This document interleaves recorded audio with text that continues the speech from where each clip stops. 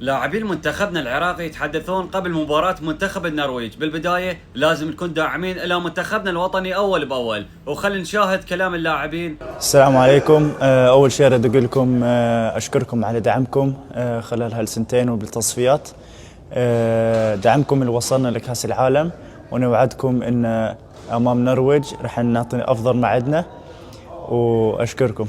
يلا عرب. شكرا جزيلا لشركة الوادي على دعم المتواصل للمنتخب الوطني وتأهلنا لكأس العالم. Thank you guys for all your support.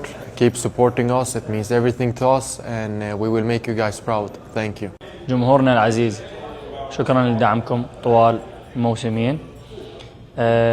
نشكركم، وإن شاء الله نقدم شيء يليق بأسمائنا ويليق باسم الكادر التدريبي ويليق بأسمائكم أنتم كجمهور العراقي.